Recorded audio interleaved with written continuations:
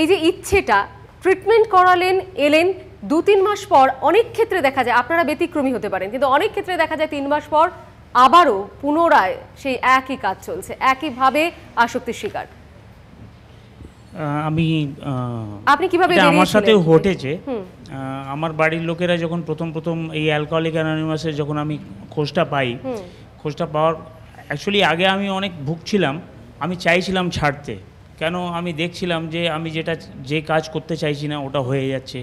আমার মতন ফ্যামিলি ব্যাকগ্রাউন্ডের লোক যে জায়গায় যাওয়া উচিত না ওই জায়গায় চলে যাচ্ছে, ওই পর্যায়ে চলে যাচ্ছে। আপনি কি সে সময় বুঝতে পারতেন যে আপনার স্ত্রী তো ঠিক আছে পাশে আছেন, সন্তানের কতখানি মানসিক যন্ত্রণা হচ্ছে? হ্যাঁ, আমার মেয়ে 13 বছর পর্যন্ত ও একটা কর্নার আমাকে দেখে একটা কর্নার নিয়ে নিত, সাইডে হয়ে যেত। ও 13 বছর পর্যন্ত আমার অ্যালকোহলিজম দেখেছে। তারপরে আমার কষ্ট হতো না তখন? ভেতরে মনে হতো আমার সকালবেলা আমি একটু ডিপ্রেস হতাম, কিন্তু খেয়ে ফেলতাম, আবার তো অ্যালকোহল নিয়ে নিতাম। আমি এই জগতেই থাকতে চাইতাম না, কেন আমারও খারাপ লাগতো, কিন্তু আমার কিছু করার ছিল না। একটা সময় এইরকমই এসছে যে আমি বাথরুমে বসে কাঁদতাম যে আমার সাথে কেন হচ্ছে। আমার বন্ধু বান্ধবরা সবাই খুব প্রোগ্রেস করেছে অ্যালকোহল নিয়ে, অ্যালকোহল খেয়ে এখনও খেয়ে যাচ্ছে, তাদের কোনো অসুবিধা হচ্ছে না, আমার অসুবিধা হচ্ছে, আমার সাথেই কেন হচ্ছে, আমি এটা খুব ভাবতাম। কিন্তু ওই যে শেষে উনি বললেন যে আমার একটা ইচ্ছে জেগেছিল যে এটা আমাকে যে করেই হোক এবার বন্ধ করতে হবে। তো বন্ধ করার জন্য আমি হেল্প চেয়েছিলাম। প্রথমে আমি সারেন্ডার করেছিলাম আমার ওয়াইফের কাছে, যেহেতু আমি আমার দাদা, আমার দিদিরা, আমার মা বাবা সবার বিশ্বাস হারিয়ে ফেলেছিলাম, কেউ আমার পাশে দাঁড়াবার তাদের ইচ্ছেও ছিল না। কিন্তু ওয়াইফের কাছে গিয়ে সারেন্ডার করেছিলাম যে না, আমি এবার এটা বন্ধ করতে চাইছি। মানে এই ইচ্ছেটা আপনার জেগেছিল। তার সাথে সাথে অ্যালকোহলিক অ্যানোনিমাসকেও আমি বলেছিলাম যে আমার হেল্প করুক, তখন ওরা আমাকে একটা রিহ্যাব সেন্টারে অ্যাডমিট করে। আমি অভিজিৎ বাবুর কাছে আসছি। অভিজিৎ বাবু, আলোচনা এতক্ষণ পর্যন্ত যে জায়গা, যে স্তরে আমরা এসে পৌঁছেছি, তাতে অনেকগুলো দিক তো সামনে উঠেছে, কিন্তু আমরা বারবার প্রশাসনের কথা তুললাম, আমরা সমাজের কথা তুললাম, সমাজের মধ্যে আমরাও তো যুক্ত। সেক্ষেত্রে আমাদেরই বাড়ির অনুষ্ঠানে, যেটা উনিও বললেন, আমিও তার সঙ্গে সুর মেলালাম, যে খুব স্বাভাবিক এখন একটা কোনো অনুষ্ঠানে মদ ছাড়া হবে সেটা ভাবাই যায় না। তাহলে আমরা যার থেকে নিজেদেরকে সতর্ক করার চেষ্টা করছি, পা তো সেদিকেই বাড়াচ্ছি। এবার হয়তো প্রশ্ন উঠবে যে সকলেই তো আর মাতাল হল না, তাই না? আপনি কিভাবে দেখেন? অ্যালকোহল ড্রিঙ্কিং এটা অনেক বেশি রেগুলারাইজড হয়ে গেছে। আগে যেটা ট্যাবু ছিল এখন আর সেই ট্যাবু লেভেলে নেই, কারণ এটা অল উইদিন দ্য ফ্যামিলি অবধি চলে এসছে। আপনারা সেটা কি ভালো হয়েছে? আমি একদিকে মনে করি ভালো হয়েছে, কারণ ওই যে ট্যাবু হয়ে যেতে থাকতো, ট্যাবুর একটা নিজস্ব অ্যাট্রাকশন আছে, বাট এটা যদি নর্মালাইজ করে তাকে রেগুলেট করা সম্ভব। But if you keep it as a taboo, জীবনের সংশোধন করতে পারবেন না, কারণ ট্যাবুটার একটা প্রচণ্ড অ্যাট্রাকশন আছে ওইখানে যাওয়া, কিন্তু ওটা যে যেতে হবে না। ঠিক আছে, এই অকেশনে খায়, সে বাচ্চাও যদি ছোট থেকে দেখতে থাকে যে বাবা এই টাইমে এইটুকু খায়, মা খায়, সকলেই খায়, আনন্দ করছে বা নর্মাল কথা, তাহলে কোনো আমার মনে হয় না গন্ডগোল হওয়ার কথা। গন্ডগোলের রুট অন্য জায়গায়, কেমন? এটা অত সহজ ব্যাপারটা নয়। এটা আবার সহজলভ্য হয়ে যাচ্ছে না? না, সহজলভ্য তো হবেই যত আপনার ডেভেলপমেন্ট। একটা শিশু যদি এভাবে বড় হয়, সেক্ষেত্রে মনে হয় না যে তার আসক্তিটা আরো বাড়তে পারে? এটা না না না, আপনি বলছেন না? না, নলেজ ইজ ওয়ান থিং। আচ্ছা, কেমন সে জানে, আর বেশিরভাগ হতো আমাদের বয়হুড যেটা, সেটা হচ্ছে ব্লাইন্ড। আমরা উই আর ইগনোরেন্ট ফুলস, কিন্তু এখনকার ছেলে মেয়েরা দে আর নট ইগনোরেন্ট ফুলস। আমি মনে করি that is the mark of development. জানুক, সবটাই জানুক না, না জানলে সে কন্ট্রোল করবে কি করে? অজ্ঞানতা রেখে তো লাভ নেই। অভিজিৎ বাবু, আপনি যে জায়গায় ছাড়লেন, আমি অনিত বাবুর কাছে আসছি। আপনি সমর্থন করছেন উনি যে যুক্তিটা দিচ্ছেন যে ট্যাবুটাকে ভেঙে দেওয়া হচ্ছে, সহজলভ্য হচ্ছে, স্বাভাবিক হচ্ছে, এটা কি মুক্তির পথ? টু এক্সটেন্ট উনি ঠিকই বলছেন এটা, যে সত্যি কথা যে আজকে যদি আমাদের ছোটবেলাটা দেখি আর এখনকার বাচ্চাদের দেখি, অনেক তফাৎ। কারণ আমরা তখন যে জিনিসটা নিষিদ্ধ ছিল তার প্রতি আমাদের আকর্ষণটা সবসময় বেশি হতো, যেহেতু ওটাকে লুকিয়ে করা হচ্ছে, তার মানে দের ইজ সামথিং যেটা আমি একটা ট্রাই করে দেখতে পারি। আর যেটা এখন দেখা যায় যে সব বাড়ির আত্মীয় স্বজন সবার মধ্যখানে যেটাকে ইজিলি অ্যাকসেপ্ট করা হয়েছে, সেখানে ওদের কিউরিয়াসিটিটা কমে যায়।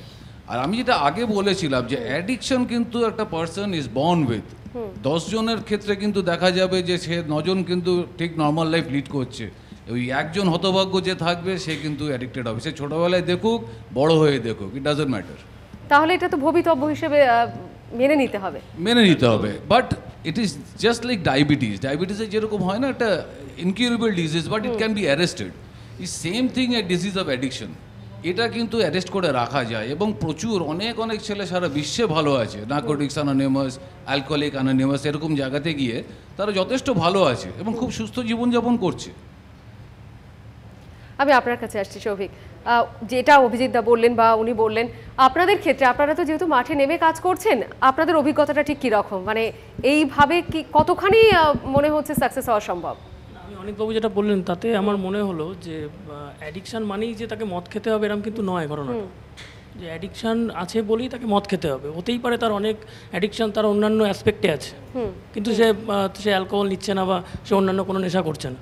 অনিতবাবু বা ওনাদের কথা থেকে মনে হলো যে সামনে থেকে মদ খাওয়া দেখে সেই বিষয়টার মধ্যে দিয়ে ঢুকে তারপরে তাকে বেরোতে হবে, যেহেতু তার জেনেটিক্যালি প্রবলেম আছে বা সে নেশার মধ্যে দিয়ে তাকে যেতে হবে, গিয়ে ওই পথটা দিয়ে ঢুকে তারপরে সে বেরোবে, মানে সে আগে তারপরে তাকে নেশা মুক্ত থাকতে হবে, তারপরে তাকে অ্যালকোহলিক অ্যানোনিমাসে যেতে হবে বা নার্কোটিক্স অ্যানোনিমাসে যেতে হবে। না, আমার মনে হয় উনি সেটা বলেননি। না, একটু অসুবিধা হচ্ছে, আমরা সমস্ত ফেনোমেননটা আলোচনা করে চলেছি, আগের থেকেই ডিক্লেয়ার করে নিচ্ছি টেকিং অ্যালকোহল ইজ প্যাথোলজিক্যাল, এইটা আমার আপত্তি, তাই না? এটা আমার বেসিক আপত্তি হোল ডিসকাশনে।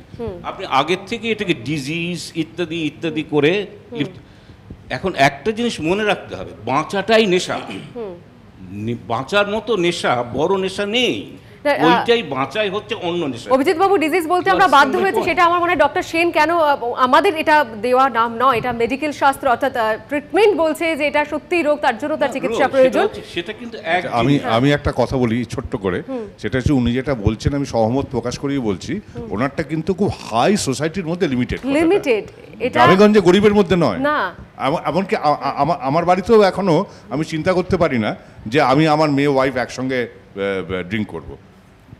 হ্যাঁ, আমি খুব প্রতিক্রিয়াশীল লোক নই, যথেষ্ট আধুনিক। তাহলেও আমার মেয়ে ইয়েতে আউসেস কলেজে পড়ায়, কিন্তু আমি এখনো আশা করতে পারি না যে আমরা তিনজনে বসে করবো। এটা কিন্তু খুব হাই সোসাইটিতে। উনি যেটা বলছেন সেটাতে একটা কি আমিও আপনার সায়েন্টিফিক অ্যাপ্রোচ সম্বন্ধে আমি এগ্রি করছি। সেটা হচ্ছে আমি দেখেছি যে ছেলেমেয়েরা ইয়েতে আপনার কো এডুকেশনে ছোটোবেলা থেকে পড়ে, তাদের মধ্যে সেক্স ম্যানিয়াকটা কম হয়, কিন্তু কোনো মেয়েকে দেখলেই খামড়ে দেবো এই ব্যাপারটা হয় না কিন্তু। এবং আমিও কোএডুকেশন কলেজে গিয়ে পড়তে গিয়ে দেখেছি যে যারা অন্য কলেজে যেখানে কোএডুকেশন নেই, তারা একটু মেয়েদের দিকে অদ্ভুতভাবে তাকাতো, কিরকম জানো, অন্য গ্রহের জীব। সেটা কিন্তু আমাদের মধ্যে ছিল না, আমরা যারা কোএডুকেশনে পড়েছি। একদম একই ব্যাপার কিন্তু সেটা। শিশিরবাবু, আপনি অভিজিৎদা যা বললেন সেই অনুযায়ী আমি ডক্টর সেনের কাছে যেটা জানতে চাইছি, কেন এটা রোগ, এটা হলে কি কি সমস্যা দেখা দিতে পারে। অনেক সময় মহিলাদেরকে দায়ী করা হয় সন্তান হচ্ছে না বলে, যারা এইভাবে অ্যাডিক্টেড হয় সেক্ষেত্রে পুরুষরা দীর্ঘদিন মদ খেতে খেতে তাদের কিন্তু নানা ধরনের বায়োলজিক্যাল সমস্যা হয় এবং সে কারণে তারা সন্তানের জন্ম দিতে অক্ষম হয়ে ওঠে। এটা বোধহয় জানা দরকার, আপনি একটু বিস্তারিত বলুন।